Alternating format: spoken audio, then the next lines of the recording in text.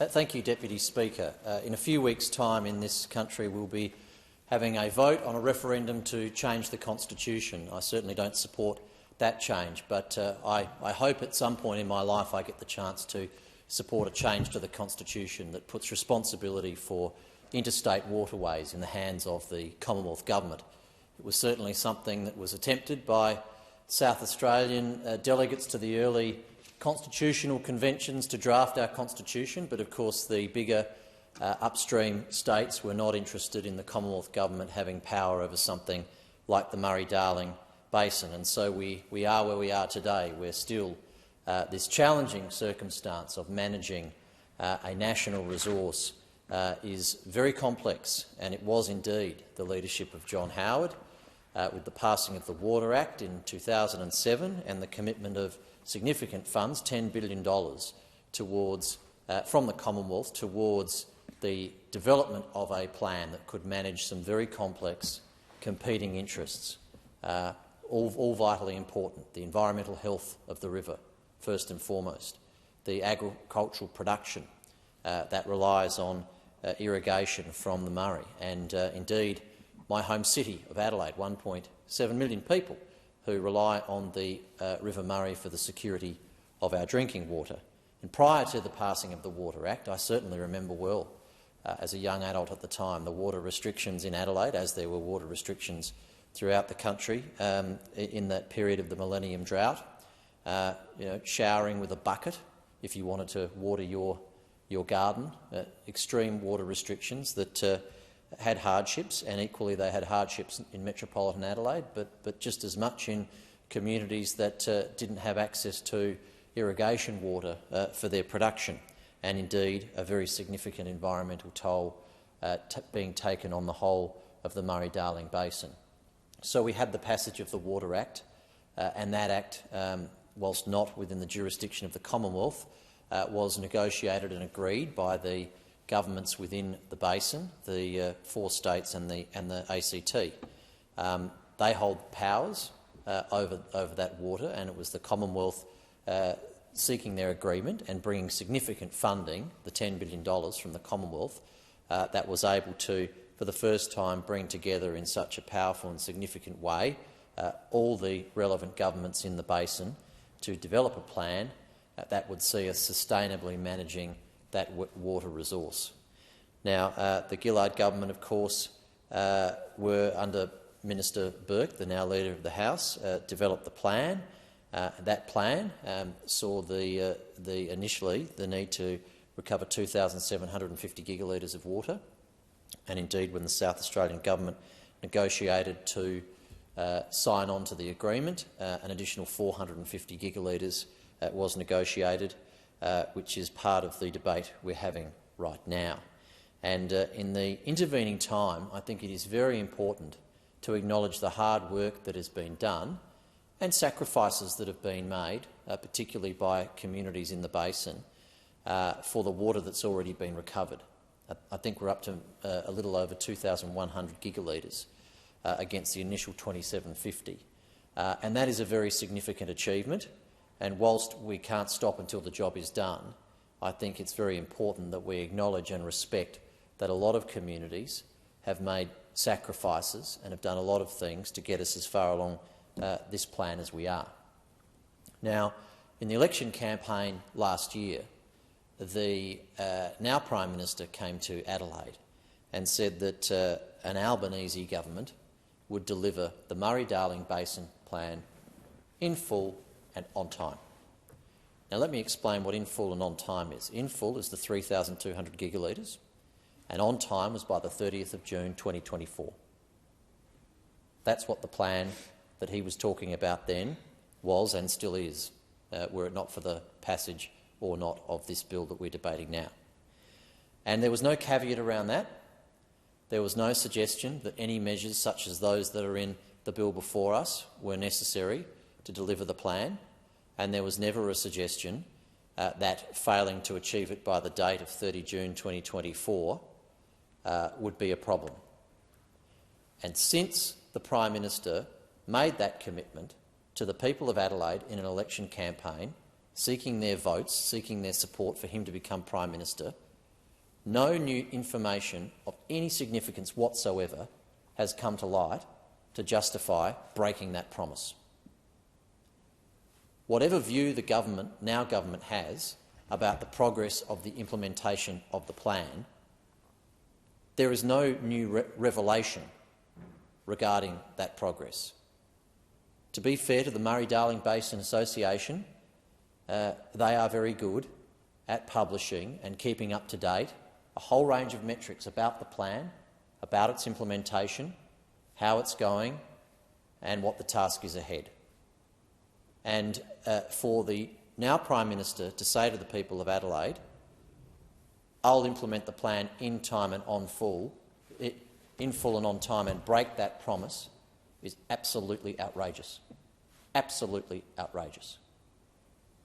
And what we are now told, and what this bill seeks to implement, is a whole set of new arrangements that are completely at odds with the commitment the Prime Minister gave to the people of South Australia during the last election campaign. Now, since then we've got a new Environment Minister, and to be fair to this Environment Minister, she did not have this portfolio in opposition. We know that through media speculation at least, we can deduce that there was a degree of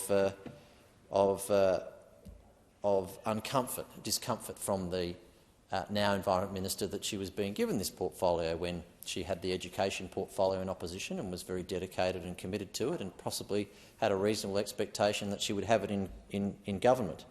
And I remember listening to the Prime Minister's press conference when he announced his new cabinet lineup after the election. And my ears did prick up when he talked about appointing the now Environment Minister as the Minister for Environment and Water, and singled out the Murray-Darling Basin Plan as one of the great challenges that this minister would have, and justifying why he was appointing her. And for those of us that know the dynamic between the Prime Minister and the now Minister for the Environment and Water, it's very interesting to reflect on what the Prime Minister's view was about whether or not it was going to be possible to keep that promise he gave to the people of South Australia. And the person that he chose to appoint as the minister responsible for either keeping that promise or, as has now transpired, breaking that promise, Minister Plibersek, as to whether or not the Prime Minister perhaps knew all along that we would be in the situation we're in right now. And if that's true, Deputy Speaker, then he went to the people of South Australia and made them a promise that he knew he couldn't keep. And the people that are voting for this legislation today are voting to break a promise that this government made to the people of South Australia. Now, there are some extremely concerning things in this bill. And I come back to the 450 gigalitres. Well, there's a lot of talk about the 450 gigalitres and lots of different perspectives and opinions on the 450 gigalitres. Mine is unequivocally that is water that was committed and promised to South Australia for environmental outcomes.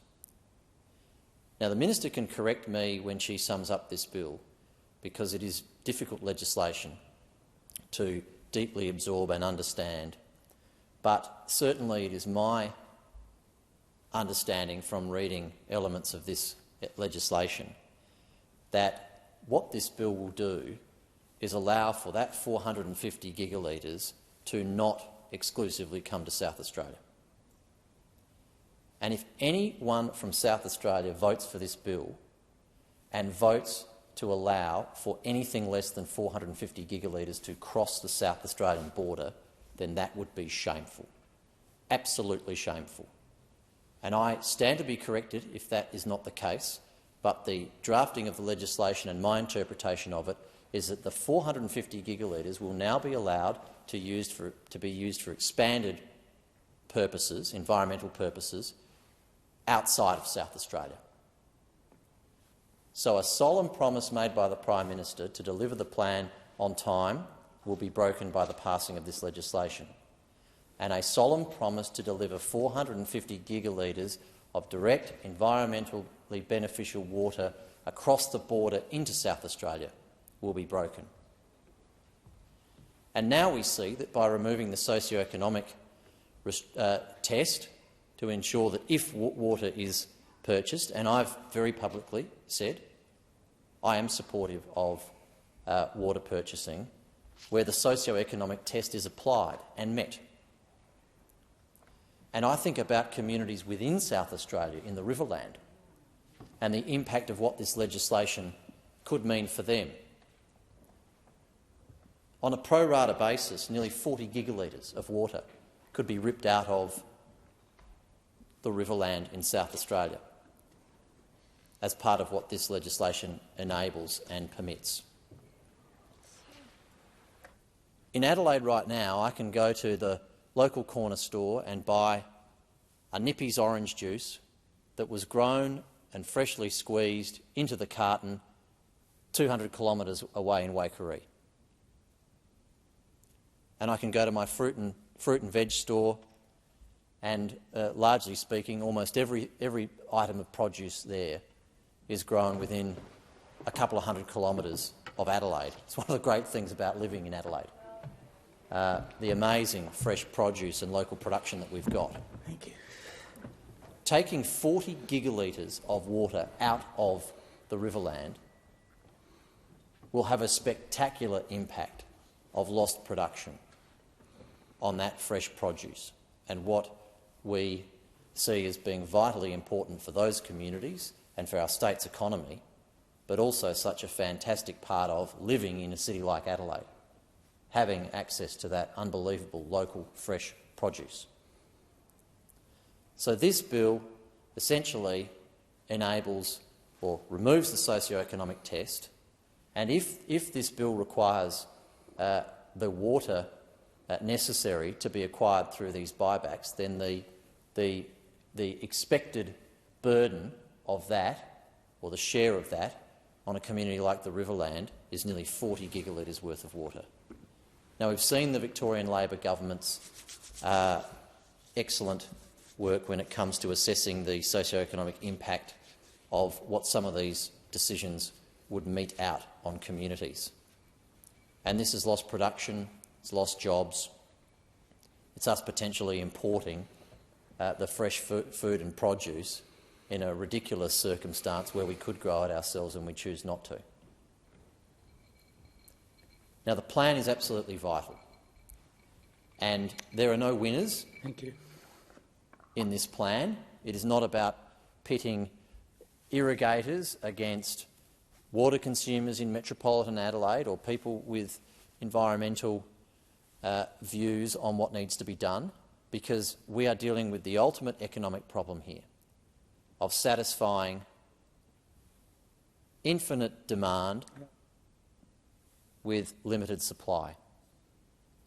The amount of water that is in the basin, which is obviously extremely variable, but the amount is the finite part. And we'd love to use as much as we want for irrigation. We'd love to have unbelievable flows permanently and constantly, ensuring the environmental sustainability of the basin. And if you're from somewhere like Adelaide, it's also quite important to you that your drinking water supply is extremely reliable and secure. And we absolutely need to think laterally about some of the things that could be considered in achieving the full implementation of this plan. And we have a desalination plant in Adelaide, and a few years ago, then Prime Minister Morrison went to then Premier Marshall, and a deal was done to turn that desal plant on and to use the water from that desal to offset the Adelaide intake and to provide that same amount of water to grow fodder to feed stock during a drought. And there are a lot of other lateral and innovative things that we can consider. And there are a lot of projects and there are a lot of ideas and there's a lot of technology. And it's a very difficult and challenging task. But what this bill does to my home state and my home city is walk away from an election promise to deliver the plan on time, walk away from the guarantee of giving us that 450 gigalitres of environmental water into our state, and potentially put irrigation communities like the Riverland in a situation where they lose 40 gigalitres of water and all that lost production from our economy in South Australia and I certainly won't be supporting that.